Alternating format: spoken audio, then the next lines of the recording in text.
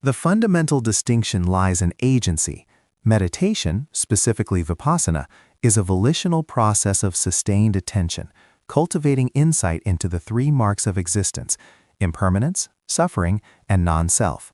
Psychedelics, like psilocybin or DMT, induce altered states via exogenous ligands, binding primarily to the 5-HT2A serotonin receptor, forcing temporary ego dissolution, Anatta, and perceptual shifts. The meditative path emphasizes gradual, reproducible skill acquisition, building concentration, Samadhi, and ethical conduct, Sila, as prerequisites. Psychedelic experiences are acute, nonlinear, and bypass the foundational training required for stable realization. This difference dictates the long-term integration potential and the risk profile of each method, determining whether the experience is a sustainable path or merely a temporary glimpse. Buddhist meditation is structured training. Samatha, or calming meditation, stabilizes the mind, developing single-pointed concentration, ekaggata, necessary to penetrate deeper reality. This stability prevents the mind from being overwhelmed by intense insights. Vipassana, or insight meditation, uses this concentrated state to systematically observe mental and physical phenomena, dissecting the aggregates, skandhas, into their constituent parts. The goal is not merely a feeling of unity, but precise intellectual and experiential understanding of dependent orientation, pratitya samutpada. The resulting insight, prajna, is integrated because it arises from sustained, effortful observation, not chemical compulsion, ensuring the realization is rooted in cognitive restructuring. Classic psychedelics function as agonists at the 5-HT2A receptor, particularly in the prefrontal cortex, leading to increased entropy in brain activity, measurable via electroencephalography. This temporary hyperconnectivity disrupts the default mode network, the neural correlate often associated with the sense of self or ego. While this disruption mimics the non-self experience, anatta, sought in advanced meditation, the state is chemically dependent. Once the drug is metabolized, the default mode network typically reconstitutes its previous configuration. The experience provides a map, but not the vehicle. The insight is often profound, but lacks the stable, non-reactive foundation built through years of Sila and Samadhi practice, limiting its lasting transformative power. True Buddhist insight, prajna, is defined by the cessation of craving and the eradication of the root poisons, greed, hatred, and delusion. It is a permanent shift in cognitive processing. Psychedelic peak experiences often generate feelings of interconnectedness, awe, and emotional catharsis, which are powerful but transient emotional states. While these experiences can motivate future practice, they do not inherently dismantle the underlying habitual patterns, vasanas, that perpetuate suffering. The risk is mistaking the temporary feeling of liberation for actual liberation, leading to spiritual bypassing, where deep psychological work is avoided in favor of repeated intense experiences, neglecting the necessary purification of the mind stream. The Eightfold Path mandates ethical conduct, Sila, as the indispensable foundation for concentration and wisdom.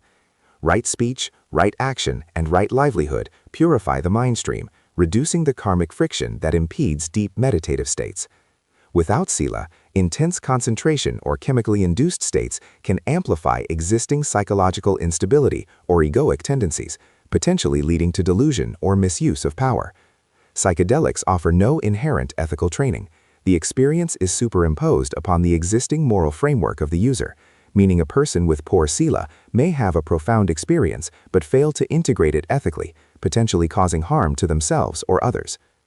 Meditative states, particularly the jhanas, absorption states, are highly reproducible and controllable, achieved through precise mental effort and sustained concentration. A practitioner can intentionally enter and exit these states, using them as tools for deeper insight. Psychedelic experiences, conversely, are highly variable, dependent on dosage, set, and setting, and are fundamentally uncontrollable once initiated. The lack of control means the practitioner cannot reliably use the state for targeted investigation of specific phenomena, limiting its utility as a systematic tool for the Buddhist path. Stability is paramount. The jhanas provide stable mental ground, whereas chemical states introduce inherent instability. The Buddhist path centers on understanding and transcending dukkha, suffering, through direct confrontation with unpleasant realities. Meditation trains the mind to observe pain and discomfort non-reactively, dissolving the attachment that creates suffering. Psychedelics often provide temporary relief or transcendence from suffering by altering perception, but they do not train the mind in non-attachment to the underlying causes. If the experience is difficult, a bad trip, the user lacks the trained mental fortitude, Samadhi, to navigate the state skillfully, often resulting in trauma rather than insight, highlighting the necessity of internal resources developed through disciplined practice. Integration is the process of translating altered states into permanent behavioral and cognitive changes.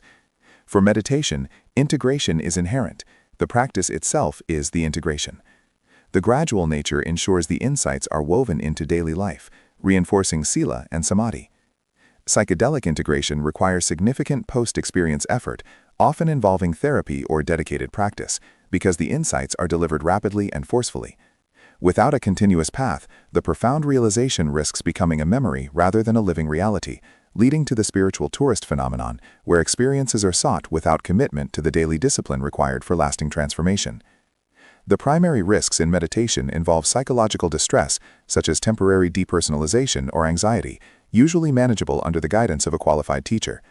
The risks associated with psychedelics are more severe, including the potential for triggering latent psychosis, persistent perceptual changes like hallucinogen perception disorder, or severe psychological trauma from a difficult experience. Furthermore, the use of intoxicants violates the fifth precept in Buddhism, which prohibits substances that cloud the mind, directly contradicting the path's requirement for clear, sober awareness necessary for insight and liberation.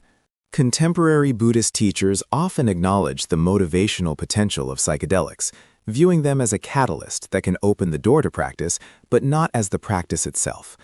The consensus remains that the systematic, ethical, and effortful path of Sila, Samadhi, and Prajna is the only reliable method for achieving lasting liberation, Nirvana. Psychedelics offer a glimpse of the destination. Meditation provides the detailed map and the trained vehicle required for the journey. The key is recognizing that chemical shortcuts bypass the necessary purification and stabilization work, which must ultimately be undertaken through disciplined, continuous practice to ensure genuine, permanent realization.